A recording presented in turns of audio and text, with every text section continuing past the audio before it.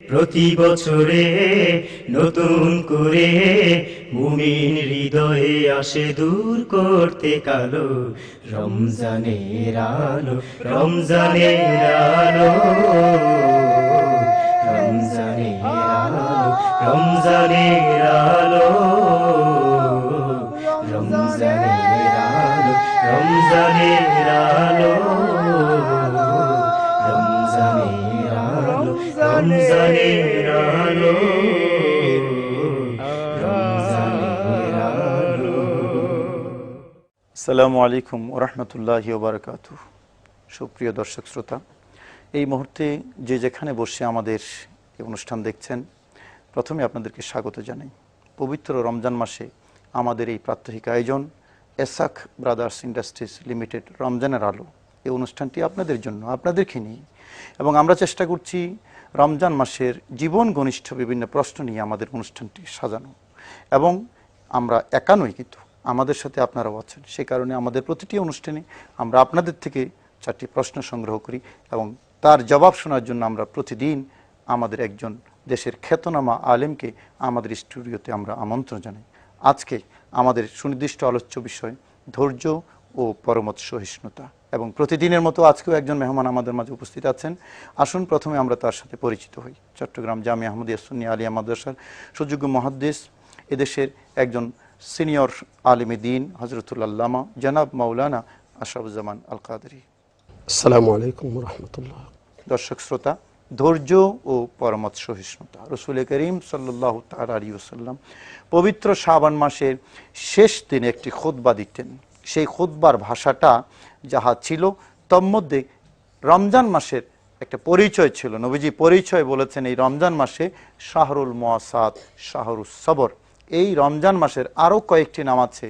এটাকে ধৈর্যের মাস বলা হয়েছে, এটাকে পরমত সহিষ্ণুতার মাস বলা হয়েছে। মুআসাত, পরস্পরের সুসম্পর্ক, পরস্পরের ভ্রাতৃত্ববোধ, পরস্পরের সদ্ভাব তৈরি করার, এটা হলো সেই মাস।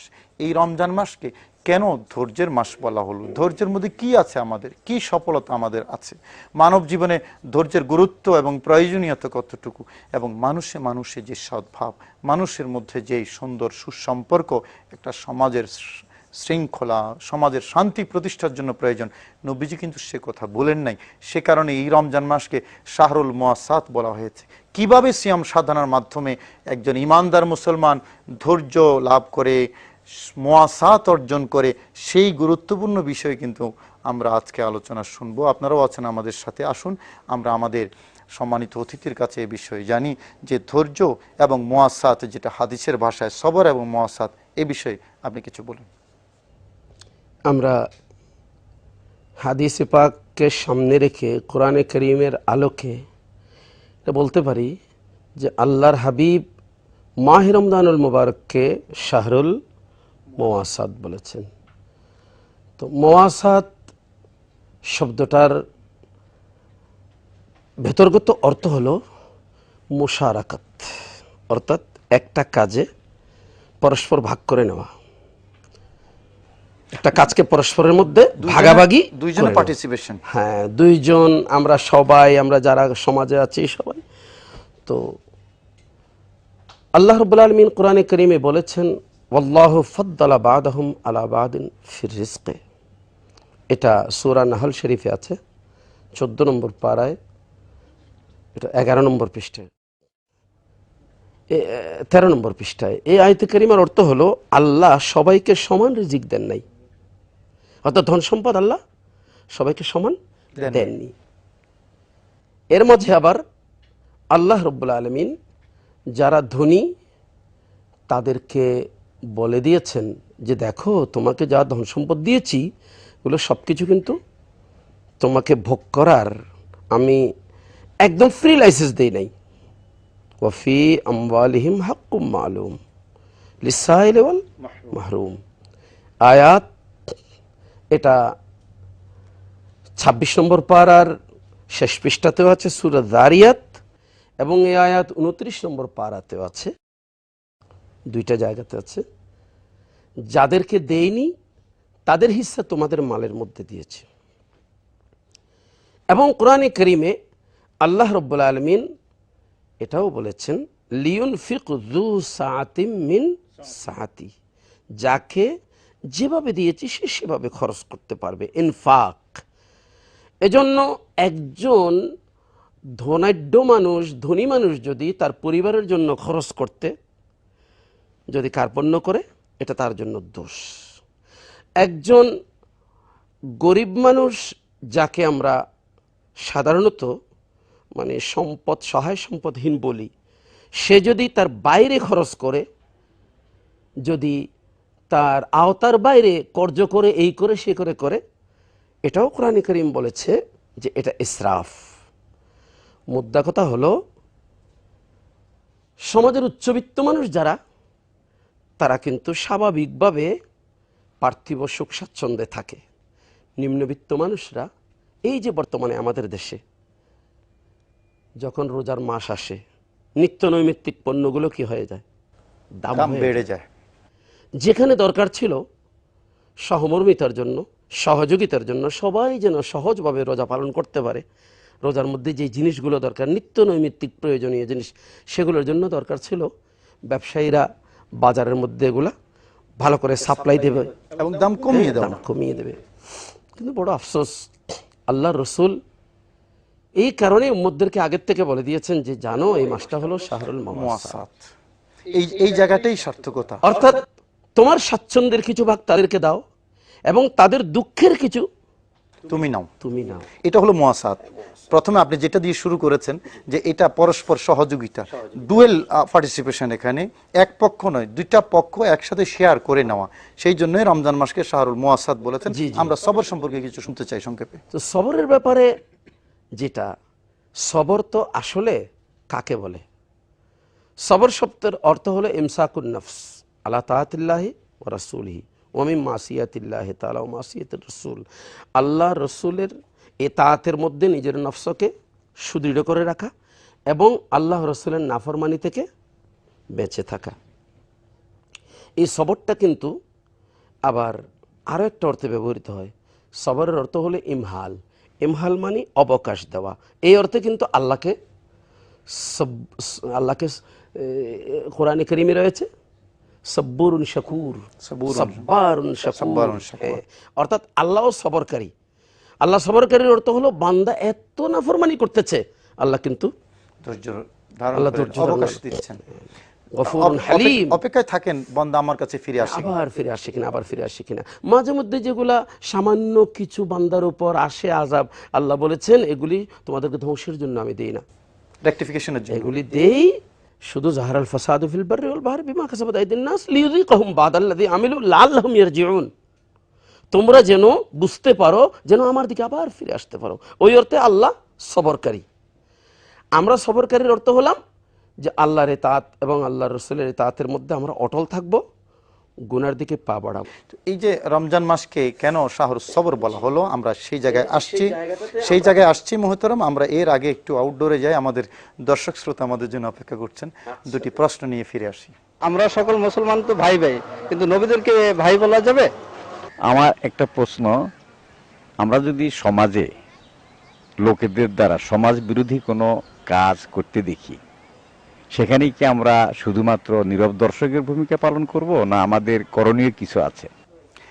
যে অত্যন্ত চমৎকার প্রশ্ন আমাদের ভাই প্রশ্ন করলেন। একটু আগে যা আমরা আলোচনা করছিলাম যে এই যে সহমর্মিতা এবং ভ্রাতৃত্ববোধ তৈরির জন্যই এই পবিত্র রমজান মাস।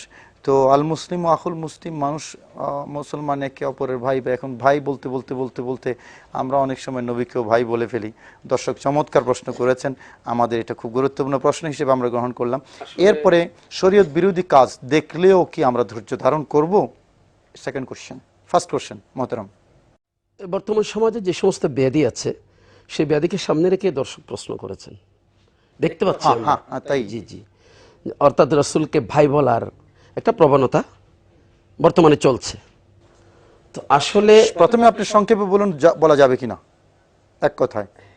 আমি যদি কোরআনে কারীম এবং হাদিস পাকের আলোতে দেখি, তাহলে বলা যাবে না। এক কথায় প্রশ্ন আমরা এবার বলুন। কেন যাবে না? যেহেতু যেই আয়াত দিয়ে ওনারা আল্লাহ রসুলকে ভাই বলার দলিল দেয়, এটা সূরা হুজরাতের মধ্যে 26 নম্বর পারায় 15 নম্বর পৃষ্ঠায় একটা আয়াতে কারিমা আছে, ইন্নামাল মুমিনুনা ইখওয়াতুন। অথচ এই আয়াতের পটভূমি তারা মনে হয় দেখেননি, অথবা দেখেও তারা ওয়াইন্না ফারিকাম মিনহুম লা ইয়াকতুমুনাল হাক্কা ওয়া হুম ইয়ালামুন, জেনে শুনে তারা সত্যকে গোপন করছে। এখানে পটভূমি ছিল দুই দল মুসলমান সাহাবায়ে কেরামের মধ্যে ঝগড়া হয়েছে, এমনকি মারামারির পর্যায়ে চলে গেছে। তখন আল্লাহ রাব্বুল আলামিন এই আয়াতে কারিমা নাযিল করেছেন ওটাকে সমাধান করার জন্য, যে তোমরা ভাই ভাই, তোমরা যদিও মারামারি করেছো কিন্তু তোমাদের ভ্রাতৃত্বের বন্ধন কিন্তু ছুটে যায়নি, তোমরা মিলে যাও। কোনো বদবখত, কোনো পোড়াকোপাল মুসলমান যদি রসুলের সাথে মারামারিতে লিপ্ত হয়, তাহলে তাকে রসুলের সাথে মিলিয়ে দেওয়ার কোনো প্রশ্ন আসলে কখনো আসে না। ওটা তো ইমানই থাকবে না, এটা তো ইমানই থাকবে না। আসলে প্রশ্নটা এই জায়গায় নয় মোহতারাম, আমি যেটা মনে করি দর্শকের প্রশ্ন আরেক জায়গায়, যে রসুলকে খাটো করে দেখার যে প্রবণতা আমাদের সমাজে ইদানিংকালে দেখা যায়। রসুল করিম সাল্লাল্লাহু তাআলা আলাইহি ওয়াসাল্লাম আল্লাহর নবী এবং রসুল সাধারণ মুসলমানের সাথে একজন নবী, আমাদের নবী তো অনেক উপরে, একজন নবীর কখনোই তুলনা এবং কল্পনা করা যায় না। সেই স্টাডি থেকে এবং সেই আপনার এই যে ধারণা থেকে সেই প্রশ্নটা এসেছে যে রসুলকে খাটো করে দেখার কোনো সুযোগ আমাদের ধর্মে নেই। আল্লাহর পরে সকল সৃষ্টির উপরে যেই জায়গাটা খাটো করে দেখার অভ্যাসটা ছিল মক্কার কাফেরদের। এজন্য 19 নম্বর পারার প্রথম আয়াত, ওয়াকাল আল্লাযীনা লা ইয়ারজুনা লিকাআনা লাউলা উনজিলা আলাইনাল মালায়েকাতু আও নারা রাব্বানা, অর্থাৎ তারা বলতেছে মুহাম্মদ একজন এতিম ছেলে, তার কোনো সহায় সম্পদ নাই, তার কাছে নাকি ফেরেশতা আসে, সে নাকি তার আল্লাহকে দেখেছে। আমরা কেন দেখি না? আমরা কি মুহাম্মদের চেয়ে কম? তো আমি কথাটা যেটা বললাম এটা পরবর্তী মানে শব্দের মধ্যে আছে। হে রাসূল, এই ধরনের কথা তাদের মুখ দিয়ে তারা বলতো না, একমাত্র বলতেছে লাকাদ ইস্তাকবারু ফি আনফুসিহিম, তাদের অন্তরে কি আছে? কিবির কাজ করতেছে, তাদের অন্তরে অহংকার কাজ করতেছে। এই অহংকার মানে অর্থাৎ নিজেকে তারা আপনার চেয়েও শ্রেষ্ঠ মনে করে, তার কারণে এই ধরনের তার কারণে অর্থাৎ নিজের ব্যাপারে নিজেকে অনেক বড় মনে করে, কিন্তু রসুলকে একটু খাটো করে দেখার একটা ইকুয়ালিটি এই প্রবণতা বর্তমান সমাজেও ধারাবাহিকভাবে রয়েছে। এটা তো মানে আজন্মকাল থেকে চলে আসছে। আমরা দ্বিতীয় প্রশ্নে যাই। একজন প্রশ্ন করেছেন যে শরীয়ত বিরোধী একটা কাজ আমার সামনে চলতেছে, what is my duty? Duty বলতে আল্লাহ রসুল রহমতুল্লিল আলামিন, আল্লাহর হাবিব পরিবেশ সম্পর্কে, অবস্থা সম্পর্কে নবীকে আল্লাহ কত এলম দিয়েছেন সে ব্যাপারে আল্লাহ রসুল নিজেই বলেছেন, উতিতু ইলমাল আউয়ালিনা ওয়াল আখিরিন, আগের পরের সকল এলম আল্লাহ আমাকে দান করেছেন। তো সকল এলম যখন দান করেছেন, আমাদের যুগে কি হবে, কোন যুগে কি হবে, কখন কি হবে, সব কিছু আল্লাহর রসুলের নখদর্পণে আছে। কেউ যদি বলে জানেন না, তাহলে তারা কোরআন হাদিস অস্বীকার করছে। আল্লাহর নবী রহমতুল্লাহ আলামিন বলেই এই কথাটা বলেছেন যে মান রাআ আহাদুম মিনকুম মুনকারান ফালিয়ুগাইয়িরহু বিয়াদিহি, যদি তোমার সামনে এই ধরনের মুনকার কিছু দেখো, যে শরীয়ত, যে ধর্ম, যে দিন, যে ইসলাম আমি আমার রক্তমাখা, আমার রক্তকে মিশ্রিত করে তোদেরকে দিয়েছি, অর্থাৎ এই ঈমান ইসলাম দিতে গিয়ে আল্লাহর হাবিবকে মক্কার জমিনে, তায়েফের জমিনে খুন মোবারক দিতে হয়েছে, রক্তে রঞ্জিত হয়েছে তায়েফের জমিন, মক্কার জমিন, উহুদের জমিন, এবং আওলাদ রসুলদেরকে কারবালার জমিন রঞ্জিত করতে হয়েছে ঈমান। তো এটা আল্লাহর হাবিব বলতেছেন, দেখো যদি তুমি ওফাদার উম্মত হও তাহলে তোমার দরকার হবে ফালিয়ুগাইয়িরহু বিয়াদিহি, তোমার সামর্থ্য অনুযায়ী তাকে শোধরানো। কিন্তু রসুল জানেন এমন একটা পরিবেশও আসবে, আমি যদি ব্যাখ্যা করতে চাই তো দেরি হয়ে যাবে। 10 নম্বর পারা একটা আয়াত আছে যে আল্লাহ বলেছেন, দেখো তোমরা একজন মুসলমান 10 জন কাফের, আমি এইভাবে করে দিলাম, তোমরা যুদ্ধের ময়দানে যাও, 10 জন কাফেরও তোমাদের সাথে পারবে না একজনের সাথে। ঠিক পরবর্তীতে আবার কিছুদিন পরে আল্লাহ বলেন, আল আনা খাফফাফাল্লাহু আনকুম ওয়া আলিমা আন্না ফীকুম দাফা, রেশিওটা কমিয়ে দিলেন। জি, কমিয়ে দিলেন। আল্লাহ বললেন, আমি এখন দেখতে পাচ্ছি তোমাদের মধ্যে একটু দুর্বলতা এসেছে, এখন হলো কাফের 2 জন, তোমরা 1 জন।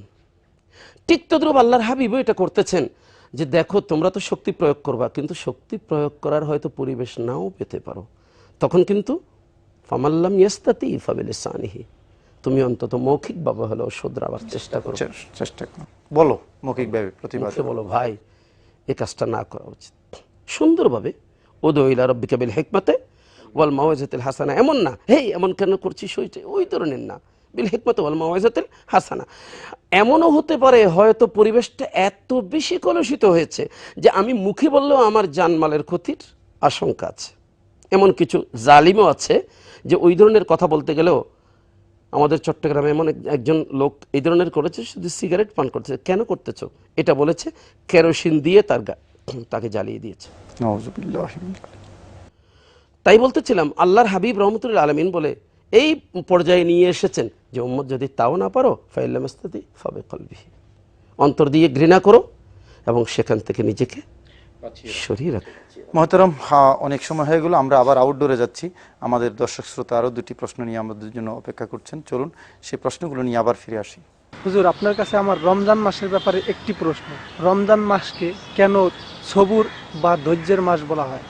হুজুরের কাছে আমার প্রশ্ন, যারা ইসলামের নামে বোমাবাজি করে মানুষ হত্যা করে তাদেরকে মুসলমান বলা যাবে কিনা? আলহামদুলিল্লাহ, আরও দুটি প্রশ্ন পেলাম। প্রথম প্রশ্ন, রমজান মাসকে সবরের মাস কেন বলা হলো? যেখান থেকে আপনাকে রেখে এসেছি আমরা সেখানে যাব আবার একটু পরে। আবার দ্বিতীয় প্রশ্ন ছিল যে যারা বোমাবাজি করে মানুষ হত্যা করে তাদেরকে মুসলমান বলা যাবে কিনা। এটা আরেকটা গুরুত্বপূর্ণ ভাইটাল কোশ্চেন। আমরা প্রথম প্রশ্ন দিয়ে শুরু করি, সবরের মাস কেন বলা হয়েছে? এখান থেকে কিন্তু আপনাকে থামিয়ে আমরা আউটডোরে গিয়েছিলাম। তার কারণ হচ্ছে, আমি আগেও বলেছিলাম যে সবর শব্দের তো কিছু বিশ্লেষণ করেছিলাম। এখন এতটুকু বলতে পারি যে সবরের অর্থ কি। সবরের অর্থ হলো আমার আওতায় আছে একটা জিনিস, আমি খেতে পারি, নিতে পারি, সবকিছু করতে পারি, নিচ্ছি না। এবং রোজা এটারই প্র্যাকটিস। জি, রোজার মধ্যে এই জিনিসটা এক্স্যাক্টলি সে কারণেই রমজান মাসকে সবরের মাস বলা হয়েছে। খুব সংক্ষেপে আমাদের প্রশ্নটা এসে গেল। দ্বিতীয় প্রশ্ন, যে আমরা বোমাবাজি করে আসলে এটা ওয়ার্ল্ড ওয়াইড একটা প্রবলেম আমাদের। এই প্রশ্নটা এখন ব্যাপারটা হচ্ছে, কোরআনে কারীমে তো আল্লাহ রাব্বুল আলামিন বলেছেন মান কাতালা মুমিনান মুতাআম্মিদান, যারা মারতেছে তারা নিজেরাও হয়তো জিহাদ করছি আমরা পাক্কা মুমিন, এই ধরনের হয়তো তাদের একটাই আছে, ধ্যান ধারণা আছে, কিন্তু তারা এটাকে দেখে না যে আল্লাহ বলেছেন স্বেচ্ছায় সজ্ঞানে যদি কোনো ইমানদারকে হত্যা করে তাহলে সে মাইয়াকতুল মুমিনা মুতাআম্মিদান ফালাহু ফাজাযাহু জাহান্নাম খালিদান ফিহা, সে কিন্তু একজন কাফের যেমন জাহান্নামে চিরস্থায়ী থাকবে, একেও চিরস্থায়ী জাহান্নাম ভোগ করতে হবে। তো চিরস্থায়ী জাহান্নাম ভোগ করা হলো কাফেরের কাজ, এটা কাফেরের পরিণতি। এখন একে কাফেরের পরিণতি কেন দেওয়া হচ্ছে? এখন এটা কিন্তু হয়তো তাদেরকে প্রশ্ন করার দরকার আছে, কি যে তুমি যেখানে বোমাবাজিটা করেছো, মাজারে করেছো, বাজারে করেছো, যেখানেই করেছো, এখন যাদেরকে মেরেছো তাদেরকে কি মুসলমান মনে করে মেরেছো নাকি কাফের মনে করে মেরেছো? প্রশ্ন কিন্তু এটা চলে আসে। তো অবস্থার প্রেক্ষিতে যদি আমরা তাদেরকে এটা বলি যে তারা কোরআন হাদিস সম্পর্কে জানে, তাহলে হয়তো তারা এটা মনে করতেছে যে এরা কাফের, আমরা কাফের মারতেছি। তো মুসলমানকে কাফের মনে করা এটাও কুফরি, এটাও একটা কুফরি। কারণ আর এখানে আসলে এই প্রশ্নটা আসলে অনেক ব্যাপক আলোচনার দাবি রাখে। ইদানিংকালে আমরা আমাদের আচার আচরণে মুসলমানদের আজকে যেই দুর্নাম সারা পৃথিবীতে, কিছু তো সাজানো আছে আর কিছু আমাদের আচরণগত, আমাদের ব্যাখ্যাগত এই দোষ ত্রুটি আছে। আমরা যেখানেই যাই, মুসলমান যেখানে, মোহাম্মদ নাম দেখলে ভিসা হয় না। ওয়াই? এই নামের কি অপরাধ? যার নাম মোহাম্মদ, ওয়েস্টার্ন কান্ট্রিতে তাকে ভিসা দেওয়া হচ্ছে, চার্জ করা হচ্ছে। শুধু মোহাম্মদ তো না রে বাবা, এখন তো কথা হচ্ছে দাড়ি রাখলে তাকেও দেওয়া হচ্ছে না, দাড়ি রাখলেও দেওয়া হচ্ছে না মোহাম্মদ। তো এটা তো কিছু রিজন আছে, অর্থাৎ এই যে আমরা আমাদের অপব্যাখ্যা দিয়ে। আল্লামা ইকবালের একটা বাণী, উনি মুসলমানদের অবস্থা দৃষ্টি তখন সময় বলেছিলেন, ওয়ায়ে কওমে কুশতায়ে তদবীর গায়র কারে ও তখরিব খুদ তামির গায়র। ওই জাতির জন্য বড় অনুশোচনা জাগে, বড় আফসোস, যারা অন্যের ষড়যন্ত্রের তরবারির নিচে নিজের গর্দান ঝুঁকিয়ে দিয়েছে এবং এমন কতগুলো কাজ করছে, নিজের সর্বনাশ করছে আর অন্যের জন্য পশমাস ডেকে আনতেছে। আসলে এই চিত্রটা একেবারে আমাদের বর্তমান মুসলিম বিশ্বের যা অবস্থা, ডক্টর আল্লামা ইকবাল এটাকে সঠিকভাবেই কিন্তু চিত্রায়িত করেছেন। এই সেই ইহুদি নাসারাদের যে ষড়যন্ত্রের জালে আমরা আবদ্ধ হয়ে গেছি, এখন আর সাদা কালো সেই ব্যবধান করার সেই শক্তি আমাদের নেই। আমরা সেই মাকাল ফলটাকে আমরা ছ্যাপল মনে করছি, আসল ফল মনে করছি, জি জি তাই হচ্ছে। নয়তো যারা আমরা সবসময় বলি আমরা সে কথাগুলো, যে ইসলামিক জিহাদ এবং জঙ্গিবাদ দূরতম কোনো সম্পর্ক নেই, নাই। দূরতম কোনো সম্পর্ক নেই। অথচ এই কাজটা করে আমরা ক্ষতি করছি যতটুকু নিজের, এর চেয়ে বেশি। এই যে ইসলাম একটা পবিত্র ধর্ম, গোটা জাতির, গোটা জাতির, ধর্মের, গোটা ধর্মের এবং আল্লাহ এবং রসুলের সেই ইয়েটা হচ্ছে। এবং ইসলাম মানে কাটাকাটি, ইসলাম মানে মারামারি, এই মেসেজটা কেন গেল? যেখানে রসুল করিম সাল্লাল্লাহু আলাইহি ওয়াসাল্লাম নিরপরাধ মানুষ তো দূরের কথা, শত্রুর দলে বা শত্রুর কাফেলার মধ্যে কোনো মহিলা, কোনো শিশু যদি থাকে, আমার সুযোগ আছে সেখানে আক্রমণ করা, রসুল করিম সাল্লাল্লাহু আলাইহি ওয়াসাল্লাম বলেছেন থামো, সেখানে আক্রমণ করা যাবে না। এবং নিরপরাধ কোনো পশু হত্যা করা হতো, আমাদের ধর্মে নিষেধ আছে। এই যখন ইসলামের অবস্থা, সেই জায়গার মধ্যে আমরা সেই ধর্মের নাম দিয়ে, আরো আফসোসের ব্যাপার হলো নাম দিচ্ছি ধর্মের, ইসলাম কায়েম করার। জি, আপনি যা বলছিলেন আর কি ডক্টর ইকবালের কথা। না, আমরা কোরআন বিশ্লেষণ করলে তো দেখতে পাবো যে নবীদের চরিত্রের মধ্যে একটা পিঁপড়া মারাও নাই, একটা পিঁপড়া।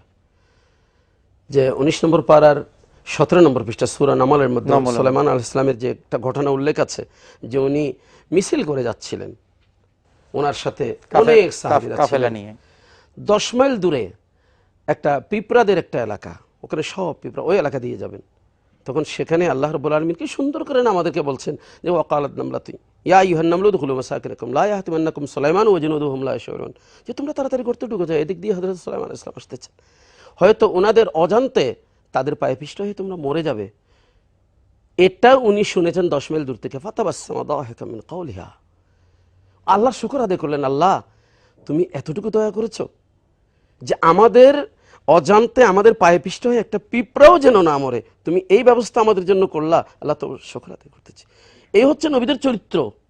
তো যেখানে সুলাইমান ইসলামের এবং ওনার সাহাবীদের এই চরিত্র, ওনাদেরকে আল্লাহ রাব্বুল আলামিন এভাবে কন্ট্রোল করতেন, সেখানে সাইয়্যিদুল আম্বিয়া নবীকুল সম্রাটের কি অবস্থা? আসলে মোহতারাম অনেক গুরুত্বপূর্ণ কথা বলেছেন। বিশেষ করে ডক্টর আল্লামা ইকবালের জন্য আমাদের দোয়া আসে, অন্তর থেকে দোয়া আসে, যে মুসলমানদের যে অধঃপতনের চিত্র তিনি সঠিকভাবে এটা কাস্ট করে আমাদের কাছে তুলে ধরেছেন। এটা সত্য কথা, সঠিকভাবে তুলে ধরেছেন। দর্শক শ্রোতা, আসলে আমাদের দর্শকের যেই সর্বশেষ যে প্রশ্নটা, এটা আমাদের জন্য অত্যন্ত গুরুত্বপূর্ণ বর্তমান বিশ্বের জন্য। জেহাদ কাকে বলে? হোয়াট ইজ জেহাদ? জেহাদ আমি বাস আমার মনে চাইলো আমি জেহাদ ঘোষণা করে দিলাম, ইট ইজ নট জেহাদ। জেহাদ ঘোষণা করার জন্য খলিফাতুল মুসলিমিন হতে হবে, অথরাইজড বডি লাগবে, সেখানে অথরিটি লাগবে। সবাই যদি জেহাদ ঘোষণা করে, কে কার সাথে প্রতিপক্ষ কে হবে? প্রথম প্রশ্ন। দ্বিতীয় প্রশ্ন হলো, এই যে ইসলামের নামে যে সারা পৃথিবী, শুধু বাংলাদেশ বলি নয়, সারা পৃথিবীতে যেই দুষ্কৃতিগুলো হচ্ছে, বদনাম হচ্ছে কিন্তু আমাদের পবিত্র ধর্ম ইসলামের। এবং এই যে হাজার বছরের কত হাজার লাখো মানুষের রক্তের বিনিময়ে আমরা আজকে এই যে ইসলামটা পেয়েছি, কত জায়গায় ক্রুসেড হয়েছে, মুসলমানের রক্ত ঝরেছে, সেই রক্তের বিনিময়ে তো আজকে এই পবিত্র ইসলাম আমাদের ঘরে এসেছে।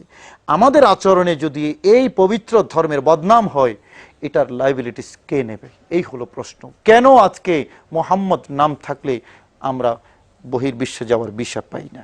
এই দায়িত্ব কাউকে না কাউকে তো নিতে হবে। আসলে ইসলামটাকে আমরা বুঝেছি রং, আমাদের মেসেজ এসেছে রং। রসুল করিম সাল্লাল্লাহু তাআলা আলাইহি ওয়াসাল্লাম বুখারী শরীফে বলেছেন, একটা বিড়ালের বাচ্চাকে আবদ্ধ রেখে তাকে হত্যা করা হয়েছে একজন তাহাজ্জুদ গুজার, একজন ইবাদত গুজার মানুষের। এই ছিল অপরাধ।